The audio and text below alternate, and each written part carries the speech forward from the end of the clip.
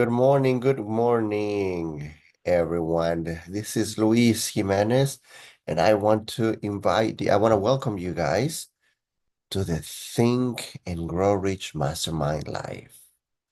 So I want to, we're going to show you, we're going to have a wonderful show. Today we're talking, influencing our mind through the auto suggestion. We're talking auto suggestion. Today it's going to be fantastic. We have a wonderful guest for you guys. And I want to welcome my good friend, Galen Bingham. How are you, Mr. Galen? Good morning. Fantastic. I am so excited to be part of this conversation. I think of all the principles, I really appreciate the auto suggestion the most because this is the first time that we get to actively do something, right? This is Mhm. of all the principles, this is where the real work comes in. Specifically here in the West, we like to act. So this is your way to do something. You can actively suggest to yourself what the thing is that you want to occur, and this is how do you influence the subconscious mind. So I can't wait to get into this conversation. I love just a little bit that I know about our guest, so he's going to be able to bring a lot of context to this as well. Absolutely. Well, if nothing else, well, yeah, let me say that before. Our suggestion is literally that very next step coming from faith, when faith is feeling is getting all these, activating all these emotions, right? And when we truly believe, but auto suggestion starts seeing myself doing it, commanding me myself to doing it, and start actually taking action, which is we can have all the best intentions in the world, but if we do not take action, there's nothing is going to happen. So this is the wonderful part. We get to make it happen. So let me real quick, let me tell you guys about our guest. Our guest is has grasped the flaws in most leadership approaches since he was 13 years old and working on his family's farm in the Jamaican countryside. He bluffed his way onto a non-stop path to higher education and freedom and excelled in everything he touched. For almost 2 decades, working in Jamaica and in the British Army, he, in many roles and nations allows him to leverage his background and skills into a new role as a sought-after speaker and a leadership and communications strategist. I like that already. Leroy specializes in working with suite executives who grapple with disconnected and disengaged teams. His expertise in team dynamics guides his clients easily through organizational challenges such as low morale, high turnover, and decreased profitability. As an author, speaker, and thought leader, he focuses on teams reaching both productivity and harmony with increased morale and profitability. His commitment to philanthropy and positive social change has led him to executive and board positions in the London area in education and non-profit financial institutions. Well, I want to welcome, please, Mr. Leroy Roberts. Come on in. Good morning, sir. Good morning, everyone. It's so amazing to be here with you and the wonderful panelists, and also to your amazing audience. It's great to be here. Yes, sir. Thank you. Well, where are you at right now? So I'm presently in the UK, just outside London. Okay. It's So the good lovely morning was more lovely like a here. good afternoon. How are you? It's lovely here. Spring is around, just around, well, it's here now, basically, and we can see the changes in the environment, which is much more welcoming as opposed to the horrible winter, which is just behind us. Snow, rain, cold, wind. Yeah, London is beautiful, really beautiful city. So I've been there a couple of times and it's wonderful. So yeah, so can you give us a little bit of your background? It was a nice way to introduce you. It catches my eye that you help people in people with low steam teams, right? In the industry in different industries and high profitability. So how yeah, I would love to know a little bit more about you. Yes. No, as you rightly said, so my specialty is definitely in the areas of team engagement. And this stems largely from my background because as I sh shared, as you shared with Mhm. my brief bio, most of my work in life has been with teams. I am passionate about leading teams, building teams, and also teaching people how to do that. And it was a natural next step for me once I made that transition from military service to go down this particular pathway. And given that I would have had the opportunity as well to serve in two institutions, which has a record and a history of being team-centered. And of course, for these institutions to still be around now and collectively, the two institutions I'm referring to has been around for well over 600 years because the Jamaica Constabulary Force, which I was a part of, its history dates back to 1716.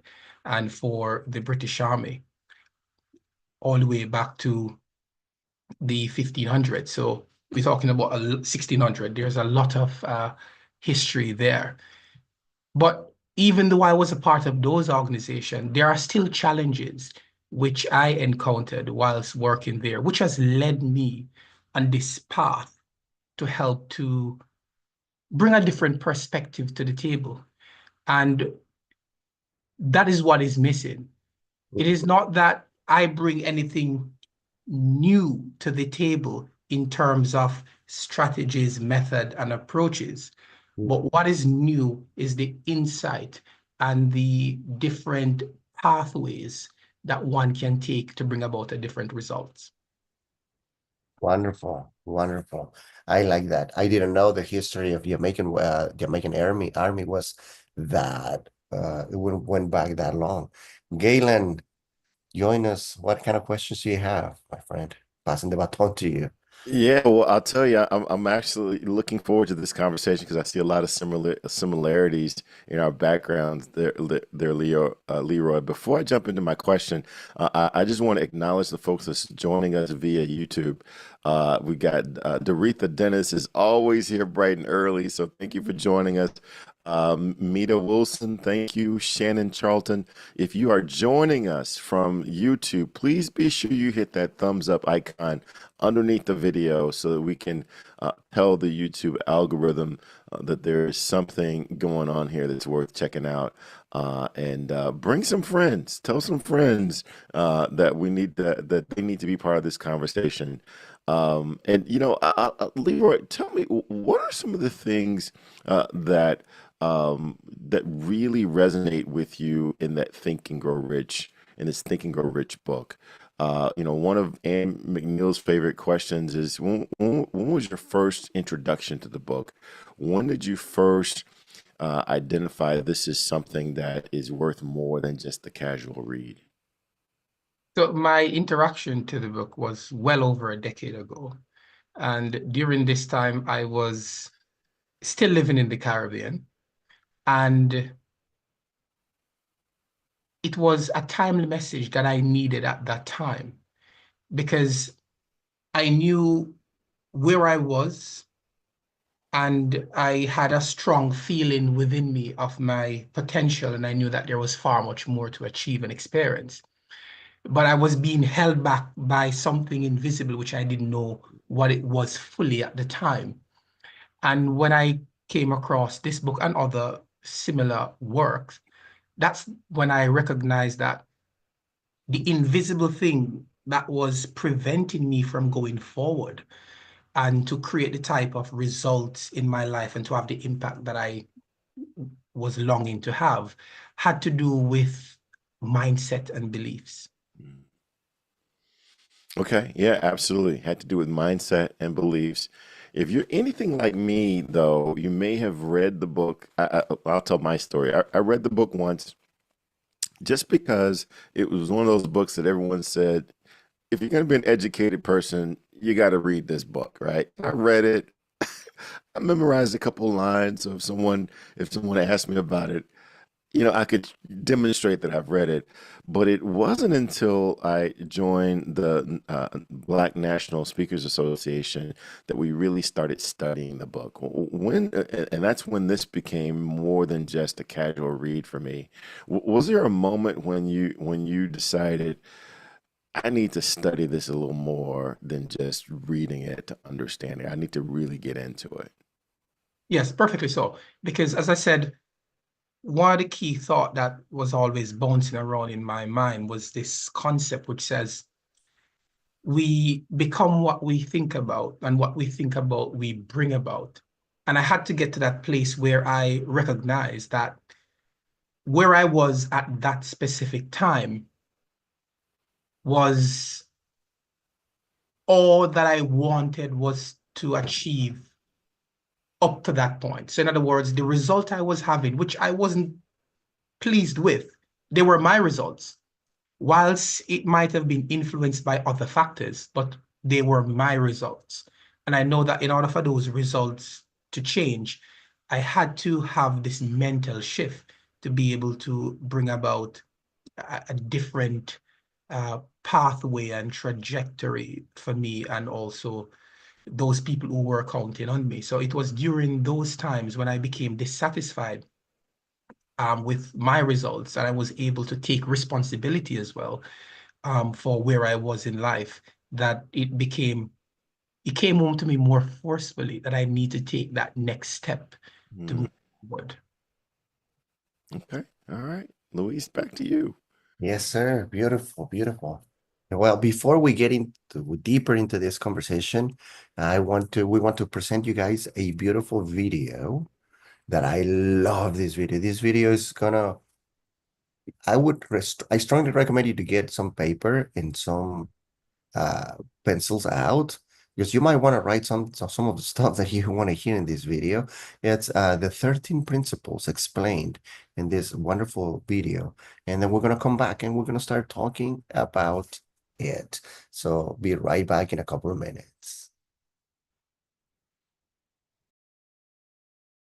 Number 1 is desire. Napoleon Hill said that everything starts with a burning desire, a compelling reason for doing what it is we do. Step 2 is faith, having belief in our ability to attain that which we desire. Step 3 is what we call autosuggestion. Autosuggestion simply means being very intentional about the things that we are pouring into our thoughts, into our brains, and into our consciousness. Our brains, our minds will receive everything automatically, but we have to work extra hard to make sure that the positive things are what we are feeding ourselves, because those positive thoughts are going to turn into positive actions.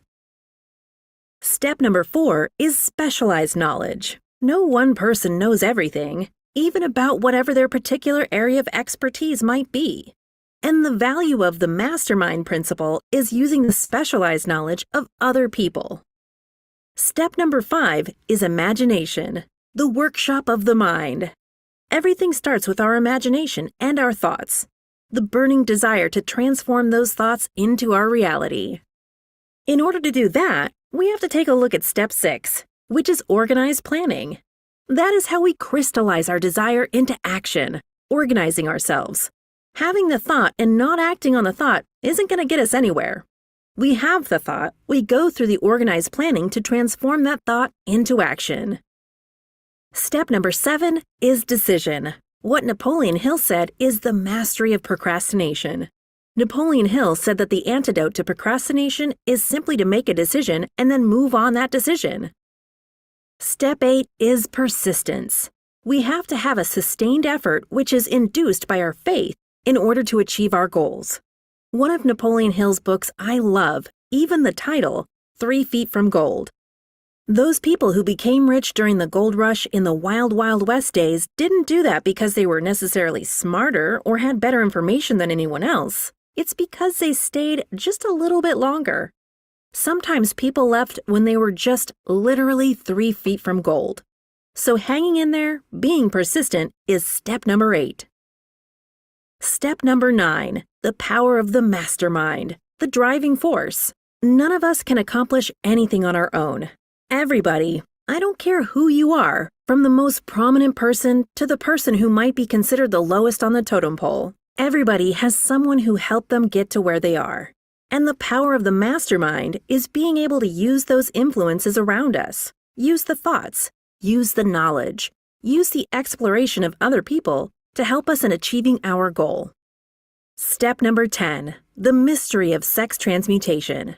This title can be a little confusing, but essentially what the mystery of sex transmutation means is that we oftentimes in our society think of sex as being purely physical.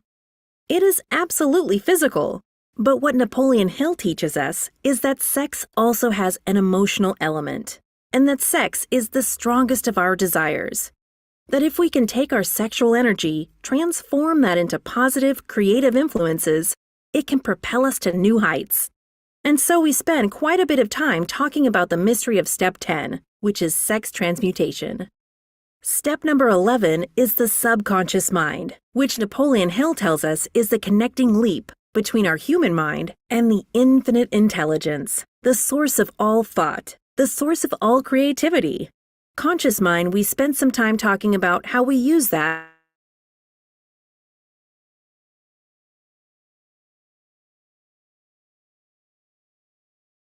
and receiving station of thought.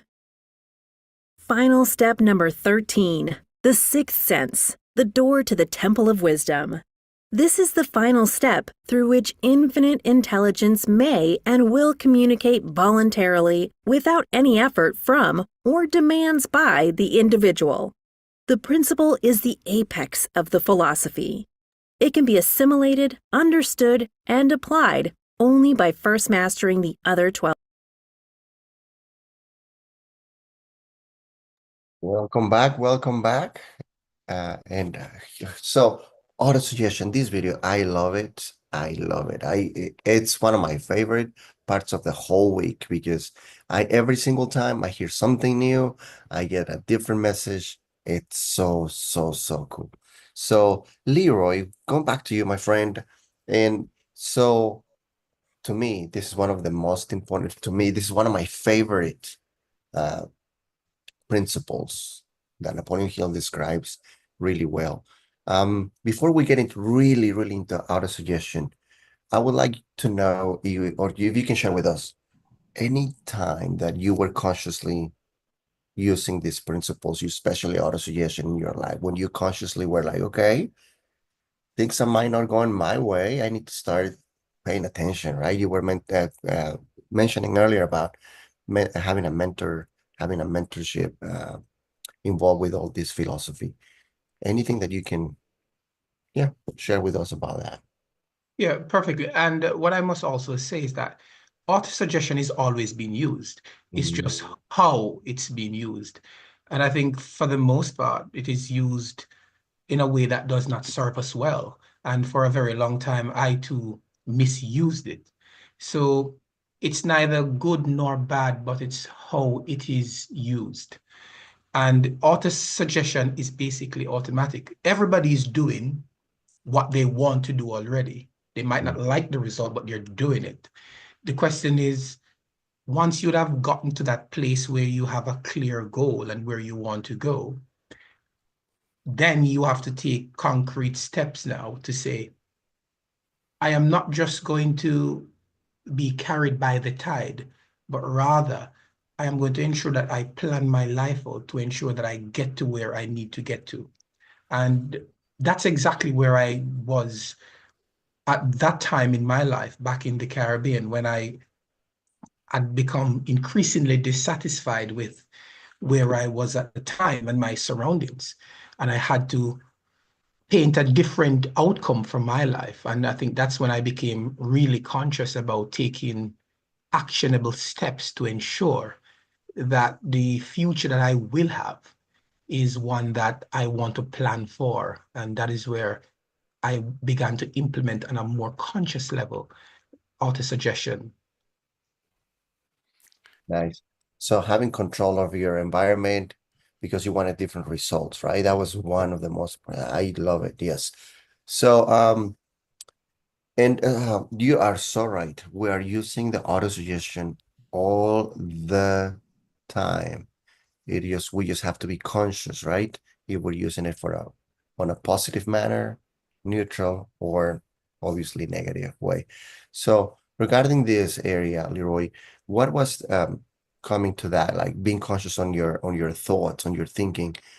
When did you think you started really getting good at it, or being conscious about the way you're thinking, the way you wanted to change your surroundings? You said you were at the Caribbean at the moment.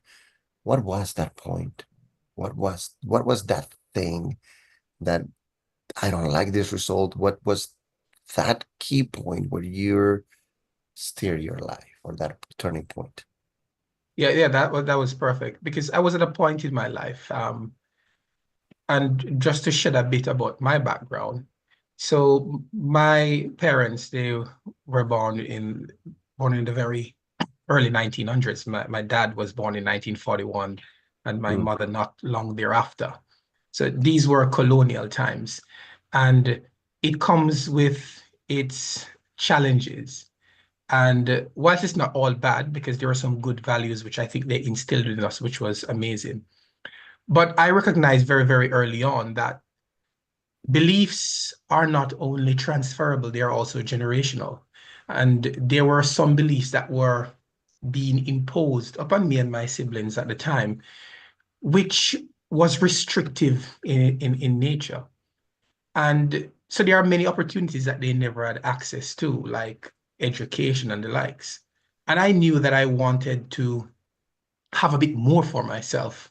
Now, the difficulty was nobody else in my immediate family had done that. So it was quite difficult explaining how you're going to get to high school because there no one in my family has even been to high school at the time. But I said, I'm going to get there. And it was tough being mocked, being ridiculed by your surroundings because it has never been done. So you had to get out of your head and to move on to that stage. And even after achieving that and had the opportunity to go to college thereafter, I still was at a place where I decided it was clear to me that there is still much more to do.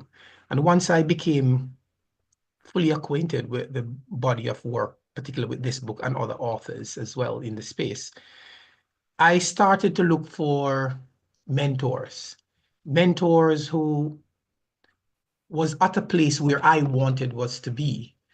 And that's when I started to pick my closest five. As you might be quite familiar with the phrase that we become the average of the five closest people we spend the most time with. And I started to select those five people while they were not in my surrounding, but I still had access to their work. And in a sense, I was able to, let's just say, inspire myself with the way they think and to pattern some of their thought processes and behavior. And by doing that, that's when I started to recognize that there was a gradual and subtle shift. nice. So yes, absolutely right. They influence us, and that is a way of auto suggestion. Absolutely, Correct. but suggestion comes from the outside. Galen, I know you Yeah, have questions, my friend. yeah. I want to jump in. I'm always curious about how people are able to interrogate their thoughts. Because one of the things that we know is that we can't stop negative thoughts from coming in. We can, however, keep them from staying, right? Thoughts are physical things. If thoughts are things, then you can replace a negative thought with a positive thought, but you've got to be able to arrest and interrogate your thoughts. Talk a little bit about what are some things that you do even today when you notice yourself getting a negative thought. What's that process for interrogating that thought and then eventually replacing it with something that's in alignment with who you're wanting to be, as opposed to who something outside of you is suggesting that you are going to be. And that's a powerful question. The key thing for me would always be that I always say to myself that I know that there is purpose and value to my life, and there is something that I have that is unique to me, and that's what makes me me, that nobody else can deliver. And I strongly believe that I am of importance and value to the world. And when I do have these negative thoughts coming in, I have to ask myself, where is this coming from? And you're right, we have to wrestle with this daily. And it goes back to the point I made earlier, that you have to choose your surrounding. You have to ensure that you surround yourself with the right people. You have to ensure that you are listening to the right material, because there's just so much things out there which can distract us and to get us to doubt our abilities going forward. And I think there is no greater doubt than self-doubt, because once you start to doubt yourself and to think yourself less than, then that's the downward spiral to a horrible life. So I'm always on the lookout for self-doubt. Fantastic. That, and to your point, that is a daily struggle. And I like the way one of our past guests a couple weeks ago said, we got to stop playing with this stuff. We got to stop playing with it. We got to take this seriously, because, poverty, a poverty mindset doesn't need any support. It doesn't need any help coming in. It's going to come in. But if we want to have an abundance mindset, if we want to have a positive mindset, we've got to be diligent, because there's always advertising out there that's saying that we're not enough unless we buy their thing for $9.99 plus shipping and handling. There's always a politician that's saying we're not safe unless we vote for them or approve their thing, right? To your point, Leroy, the biggest driver is our self-thought, our self-thought. And research says that we have 67,000 thoughts per day, and 70% of those thoughts are negative and self-critical. And then they're not even brand new thoughts. They're the same thoughts we've had since we were 10 years old, just bouncing around in our head. So we've got to be diligent about replacing those, arresting, interrogating those thoughts to make sure that they are supportive with who we're trying to become. Because whether we want to or not, what we think about becomes our reality. No, you're perfectly right, Gillen, and it is so true. And what makes it even more dangerous is the fact that because we're being constantly bombarded by those thoughts, it is getting beyond the conscious mind into the subconscious mind. And that's where the whole conditioning process um, starts. And once it becomes cemented there, then it's a very difficult struggle to get out of the cobweb of that confusion. Mm, mm. Hey, I got one more question. I'm going to turn this back over to Elise. You talked about your upbringing. You talked about your parents and your family. And we find that our family and our upbringing, they create those foundational beliefs. And I know for me, it was really tough for me to separate the upbringing, those principles, those foundational beliefs from my love for my family and my love for my parents, right? If I disengage from this belief because it doesn't serve me anymore, am I disengaging from my family? How did you navigate that? No, and that's perfectly right. And I think it comes with a lot of maturity and understanding, and you have to be able to separate a thought or an ideology from the person. And I think when we hold ideology so dear and we have never questioned them, it becomes a part of our identity. And when somebody disagrees with you, they might take that disrespectful because they feel as if they are being attacked. But I had to recognize that some of the values and beliefs that were being passed on to me, they were limited, and they would not have got me to the place where I knew I needed was to be. And there is no way around it. Once I became convinced and I was going down that pathway, there were conflicts, naturally. But during that time, I still remained respectful and I explained why I feel as strongly as I did. And over time, eventually, they understood that, guess what? Because they have never done it and they have never seen it done, they were fearful.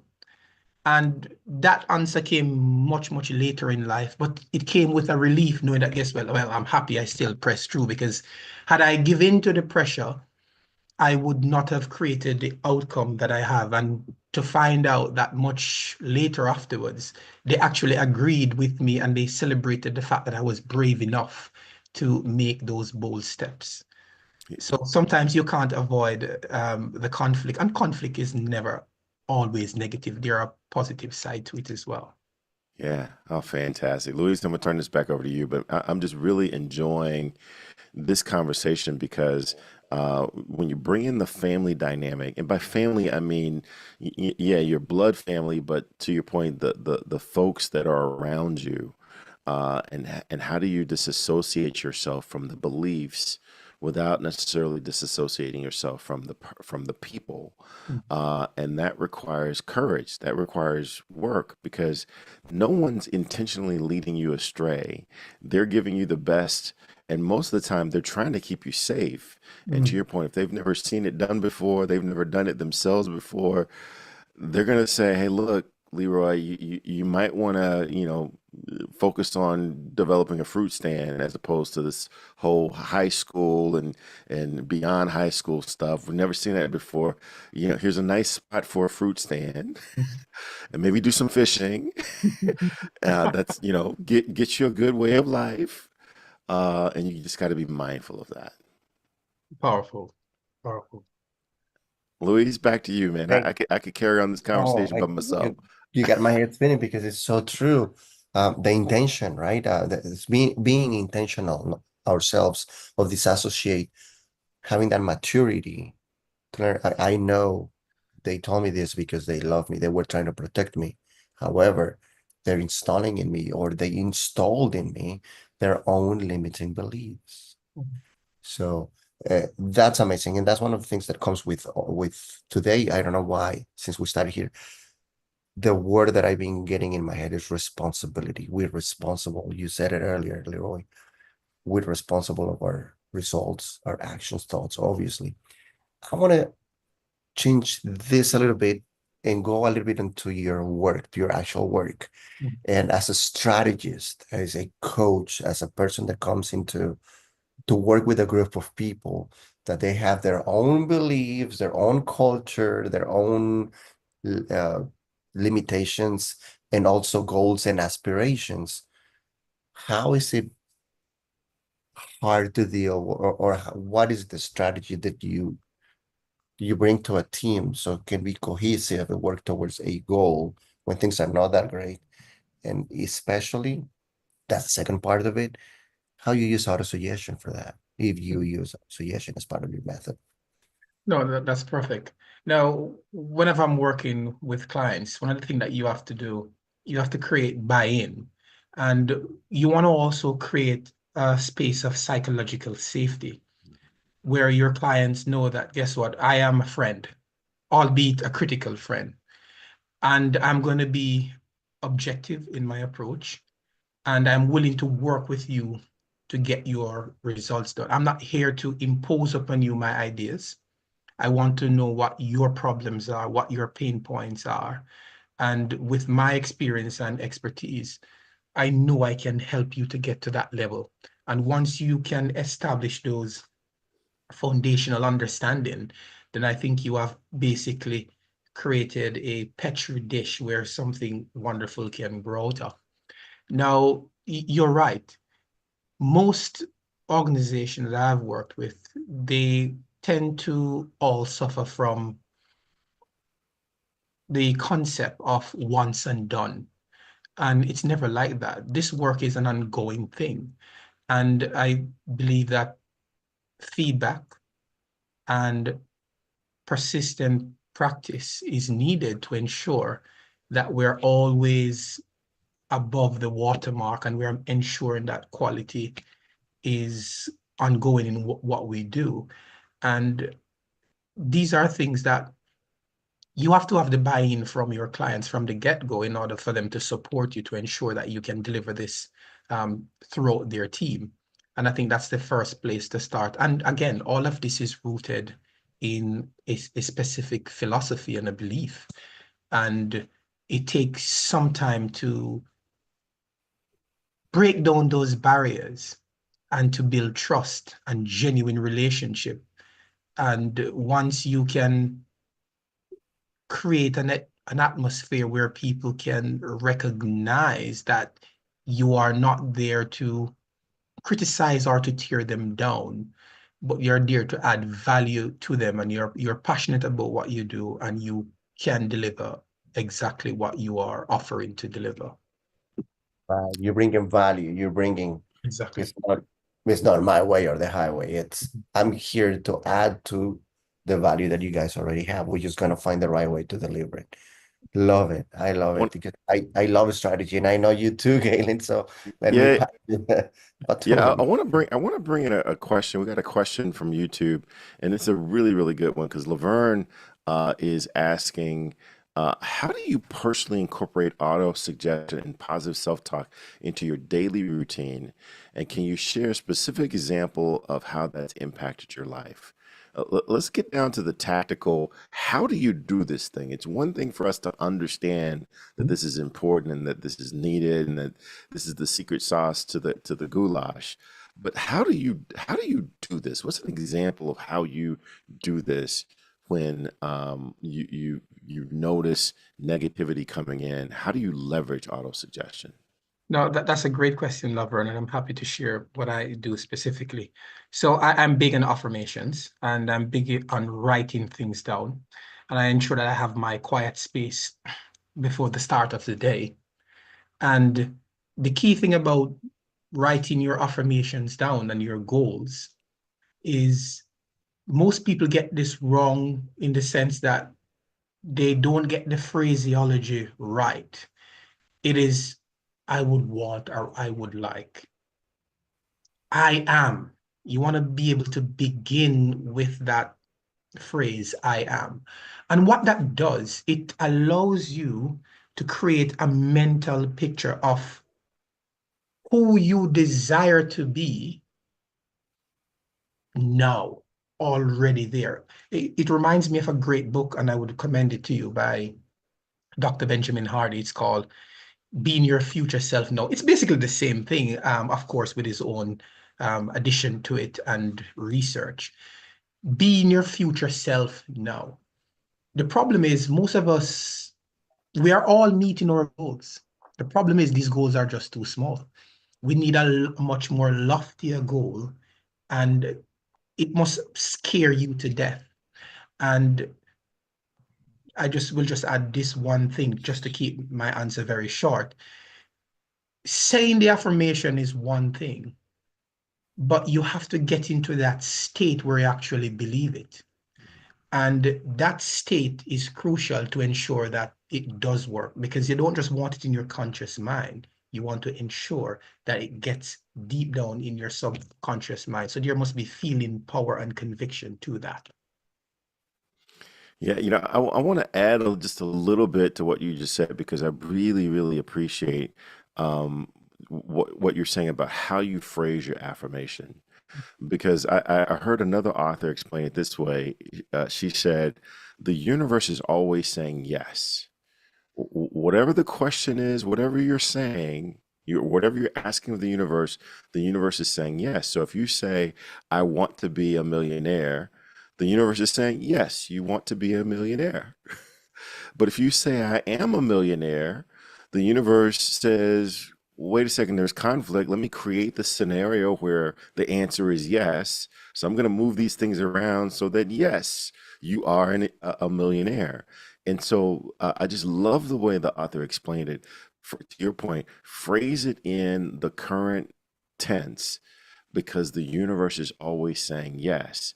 If you say, wow, man, I never get this right. I can never figure this thing out. The universe says, yes, you can never get this right. Exactly. You can't figure this out. Yeah. And I would So, just like to add one. I'm sorry if I cut you off.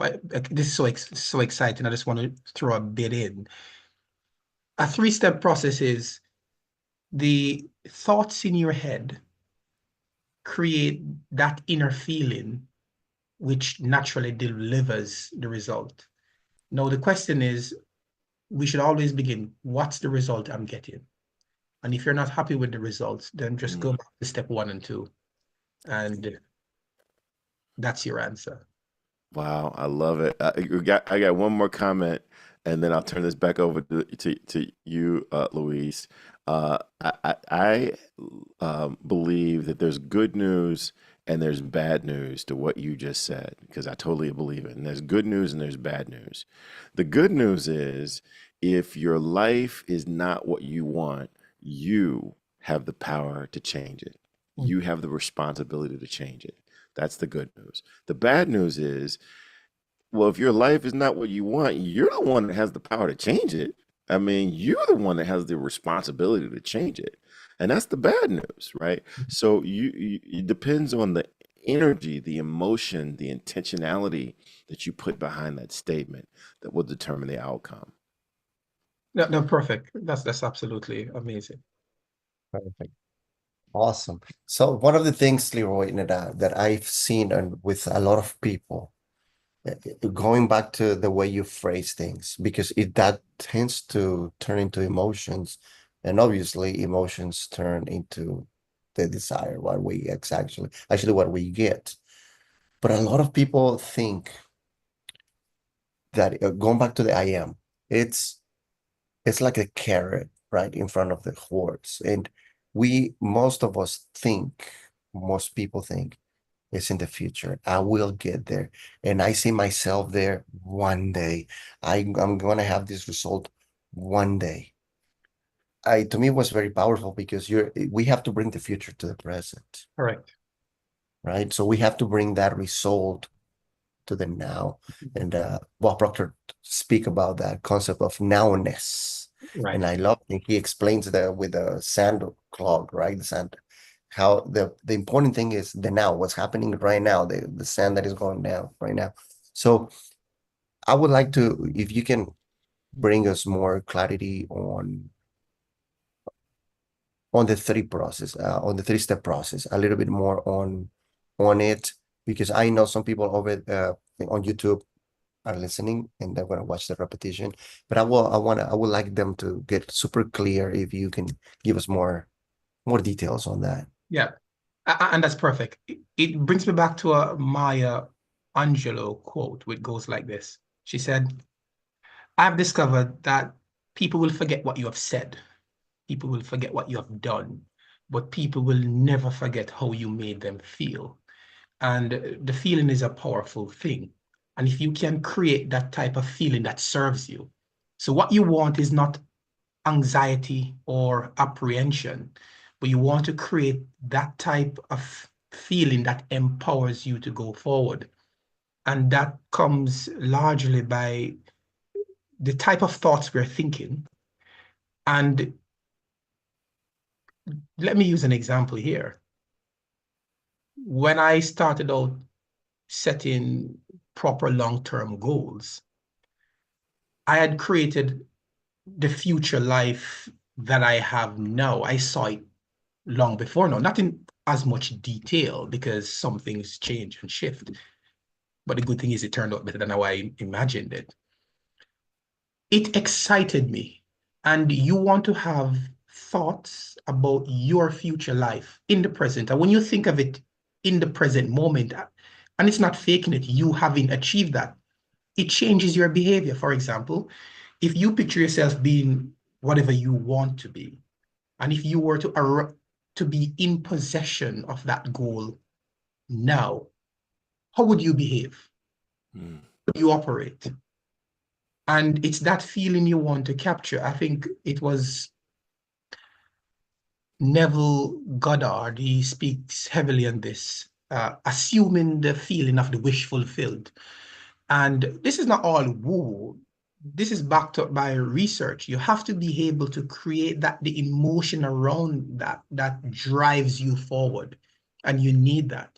And if you are struggling to have that emotion, then you have to be around people that you can draw on their energy, people that will challenge you to go forward. And that is why networks, masterminds are so important, because you want to be around people that are of a similar mindset that can push you to be your best, to be able to recognize your own worth and your value. And fundamentally, that's what it really is. Because if you know and you are aware and you believe strongly in your own worth and your value, you know that you're valuable to this world and that your contribution is needed, then that makes life very, very different in terms of how you approach your day-to-day activities and just your attitude around people in general. I love it. I want to use Galen's phrase. Fantastic. That was fantastic. Thank you very much. Galen, passing it to you, my friend. Yeah, I'll tell you, you've mentioned this a couple of times, and whenever I hear something more than twice, I got to pay attention to it. You mentioned the importance of surrounding yourself with like-minded people, with people who can speak positivity, that can speak towards the kind of person that you're trying to become, rather than either the person that you've been or some limited version of yourself. One of the places that I go on an annual basis is to the annual meeting, and it's a place where we can do just that. It's a place where we get together with like-minded people, and we have to give an account of the past 364 days. You have to come, you have to show up with your life in writing. You got to put it in writing. Very literally, if you don't have your life in writing, you cannot come in. You've got to sit out in the hallway, write some things down, complete a survey to come into the room with your life in writing. And then you've got to project, this is what I'm planning to do. This is my vision for the next 365 days. And then you sit at a table, and people will interrogate your plan. They'll celebrate with you for your success, but they'll interrogate your plan in an effort to make it better. And this coming year, it's going to be January 2nd and 3rd, and at the Embassy Suites by Hilton in Boca Raton. I encourage everyone to make this part of your commitment, because if you don't have a place, if you don't have a group of people who can speak into your future, this is the place to create that environment. This is also the place where masterminds are born. This is where accountability groups are born. So if you do have an accountability group, we encourage you to bring your entire group. If you don't have an accountability group, come with the intention of finding like-minded people where you can create an accountability group, because this is the magic sauce. This is where things are accomplished. And you can get tickets by going to internationalmasterminders.com. Internationalmasterminders.com. It's worth the investment. I don't even know what the price is, but it goes up as you get closer to the date. So I'd encourage you guys to check it out now and make this part of your plan. Leroy, I don't think you've been to the annual meeting before. What are your thoughts about this idea of getting together with like-minded people to evaluate your past, but speak into the future that you're wanting to create? No, I think it's amazing. It's the way forward. It's an absolute game changer. I believe we are in the age of partnerships, and you will never be able to accomplish things solo. Like I said, my entire background, I've been in team-centered organization. I know where the power is when people get together. And it goes back again to that Mother Teresa quote as well, which says, I can do things that you cannot, and you can do things that I cannot, but together we can do great things. And I don't think anything great was ever achieved without a collective effort. And also, I believe where I've reached in life and where I intend to go, I did not achieve it alone. I came in contact with uh, people who were further ahead than me. And the great thing that I've come to recognize is that these people, once I gotten a chance to have met them, the thinking and the mindset at that level is totally different. It's not zero sum. They give more than they take. And that's also an next principle for success. If you really want to go forward, give more than you take. Fantastic. Well, you're getting a lot of you're doing a lot of giving, and YouTube is really excited. Laverne Blackwood is giving praises to her fellow countrymen, and she is just really really excited about the experiences that you've shared and how No, you have never. really brought this to life. No, amazing. Big thank you for those supporters in the chat. Appreciate you all. All right. Well, Luis, what are some of your final thoughts? The time is getting away from us. That means I that we must be know. doing something good. It went by fast. No, I love it. No, it's back to the principles, right? It brings us to me one of the biggest takeaways today was being intentional, the surroundings that we have, remove ourselves, be conscious and remove ourselves from a damaging environment, for whatever is painful trauma, obviously, that you need to remove yourself from that environment, but also on beliefs, on limiting beliefs, on people not will not help you, and as a result, you will not help them to get out of that situation. So, to me, I encourage every single person watching this to be part of something. Hire a coach, be part of a mastermind, take courses. You have amazing resources here with the people that comes every single week to this place. Because we're not for everybody, but I can guarantee you from all the people that has been here, guys out there, there's someone here that can help you to be part of that. So, and that's where can we, yeah, that's my takeaway. That's my main takeaway. Remove yourself from the bad environment, be intentional about it, and be part of something great, right? So that's my goal. So what about you, Galen? This has been an incredible conversation. I'll tell you one of the key things that I've gotten from this is, and I keep harkening back to one of our previous guests, and that who said, we got to stop playing around with this stuff. This is how things get done. This is how the subconscious brain works. Whether we do it intentionally or whether we don't, this is how it works. And the problem is if we're not intentional about it, we could be creating the very problem that we're complaining about. Right? We could be creating the very problem that we're complaining about because we're not intentional about creating the future that we say that we want. So those are some of the key takeaways that I've gotten from this conversation, and I want to encourage everyone to. Uh, there's so many different ways that you can get a hold of me, but the most fun way to get a hold of me is to check out my podcast, Whiskey, Jazz, and Leadership. We stream in 20 different countries. Two-time award-winning podcast. We talk to leaders all over the world about the whiskeys they drink, the music they listen to, and what they believe it really takes to be an effective leader. I double dog dare you to try us at least once, guarantee that you will pick up something that will help you get at least one step closer to where you would like to be. And then also, although Dr. Peter James isn't here, I want to encourage you to check out the Own Your Career Challenge. It is 4 days where we're going to be helping you achieve your goals.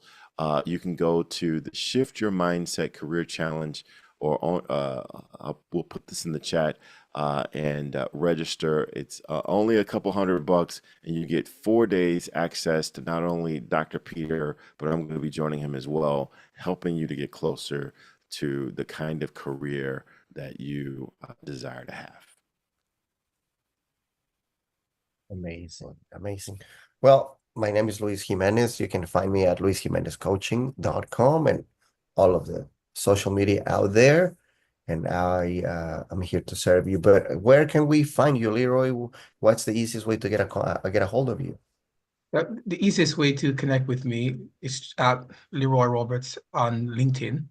And also, I will also be sharing my link tree in the show notes, so you can connect with me there on all the other socials. Beautiful, beautiful. Love it. All righty. Well, that was our show today. I want to thank every single person on YouTube. Laverne, let me see who else. Yeah, Laverne's here. Miss Anne is there as well. Carla, Violin, Meta, Doretha, Shannon. Awesome, awesome. I love to. We have a regulars and a couple of new ones every single Saturday. So guys, thank you for having us here. Miss Anne, hi all the way down to Portugal. Good afternoon as well for you. And Leroy, thank you so much for being here. It has been a pleasure. Galen, it's been a pleasure. Thank you so much. Thank you. Amazing.